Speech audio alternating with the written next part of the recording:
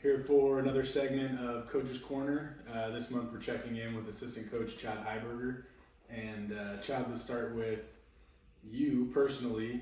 This summer was a busy one for you, obviously a good one, getting promoted from your role last year now to a full-time assistant coach. So just kind of walk us through that, the transition, and your expectations of this new role, just kind of where you're at with everything now for you moving forward. Yeah, pumped to get promoted. I think obviously a great thing, moving in the right direction. As far as like the transition goes, not much different, not much has changed from day to day. I think my roles have kind of continued to be the same. But obviously like moving up at this place is huge, and pumped to have the backing of Skip, Mike New, and the rest of the staff. That makes me feel great. And it's somewhere where I grew up, walking in those gates with my dad and watching the team play at Evans Diamond, and like, it's really special to get to come and walk through a different gate, and walk through that player's gate and that coach's gate. And, that's something I don't take lightly and I don't take for granted. And, something I'm very excited to get started with. Cool. Well, yeah, let's talk about the baseball stuff. Like you said, the roles aren't crazy different from a day-to-day baseball standpoint. You're still going to work with the catchers and the infielders defensively.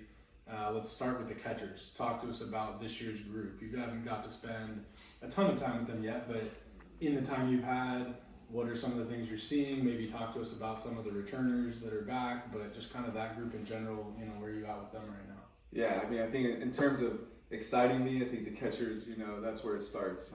And very excited about the group we have, and obviously led by junior Caleb Lomavita, who's set to have a great year, and kind of leading those guys along the way. And when I say lead, it's almost tough to say because those other guys work their butts off, and there's some dogs. And Lomavita is fortunate to be surrounded by those guys. And that starts with Nico Button, arguably one of the hardest workers on the team, and pushes everybody, not just the rest of the catchers. And returner Isaiah Velasco, who does a heck of a job, getting in line and doing the things that needs to be done. And then exciting freshman Ryan Taman, who so far has shown a lot of good things, and seems like he's going to fit in just fine with that group. So the catcher's core looks strong this year, and excited to get going. I think last year didn't exactly meet the expectations we set out for ourselves as catchers, and Lomavita took that on the chin. I think he's got a lot of weight on his shoulders right now, but in a good way, and he's ready to get after it. How do you quantify that? I mean, maybe not like a specific stat, but like what's one thing when you want to see improvement from Loma or the group in general? What's something you really want to see from them, maybe more so this fall than this spring, to show that improvement?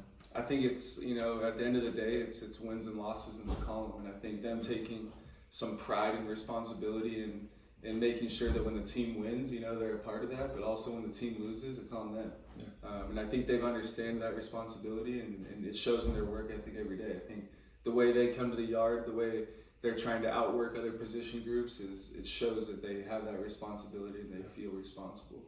Good. All right, let's go to the infielders now. Same question basically, but talk to us about the group, some of the returners, or maybe guys that have impressed you so far this fall. Where are you at with those guys? Yeah, super fortunate to return 5 infielders from last year. I think experience goes a long, long way, especially in the infield in terms of learning the speed of the game and playing at a certain speed. So that's very fortunate, and also I think very fortunate on the other end to bring in 5 new infielders, all freshmen, young blood, and they look young and ready to go right now. Their work ethic has been relentless so far, and it's only just helped to build that standard that we set every day at practice. So really excited to watch those young guys push from the bottom and then work their way up, and hopefully these older guys are continue to climb that ladder and try to maintain what we've done here. How do you build, what's your goal as their coach in building that environment? Do you feel like putting the older guys together to show the younger guys, or is it, hey, young bucks, like you're diving in head first, this is your opportunity to shine, but also your opportunity to learn? What's the strategy and like the culture you create in those daily practices? Yeah, I think that's one thing that can change from day to day and from guy to guy, but for the most part, it's throwing those guys in the fire, and kind of seeing what they can do. I think the guys that are ready will elevate, and even the ones that aren't ready quite yet, like their mentality that they go about it every day is going to be, trying to match those older guys that know what to do and kind of got the feel of things. And like that being said, like on the defensive side, I think we didn't come close to the expectations we set out for ourselves last year. And I think the older guys know that. And so they came in already ready to get better, ready to keep working, ready to change some things and make sure we play catch and take care of the baseball. And so the young guys were a healthy addition to that. And it seems like when I threw them into the fire so far, they've fit in just fine. Good. One maybe new part of your role or an adjustment to your role is you get to be a little bit more active in the recruiting process now, especially when you're away from campus. So as you talk about all these things you're trying to build with the guys that are here, maybe quickly talk about like when you're out there now and recruiting and looking for future Bears, what are the things that are going to stand out the most to you as you look, especially for infielders or catchers that you want to work with every day? What are the types of players you think are going to be great fits for you as a recruiter moving forward? Yeah, I think one of my biggest challenges this year will be adding that to my plate is getting some of that recruiting going. It's probably, I think, in my opinion, one of the worst rules as a volunteer assistant is that you don't get to go out and watch high school baseball. Right. And it can make you feel a little bit disconnected from the game. So getting back into that has been awesome. And yeah, like when I'm out there looking for infielders and catchers, I think, I want guys that are tough. I want guys that are going to show some grit, that there might be some room for improvement in certain areas, whether that's picking up the baseball or whether that's throwing the baseball or how they move around. But, the stuff in between there that you really can't see unless you go watch a kid in person, I think that's the stuff I'm looking for. What are the intangibles like? What is he doing when he does make an error? What is he doing when his other teammate makes an error?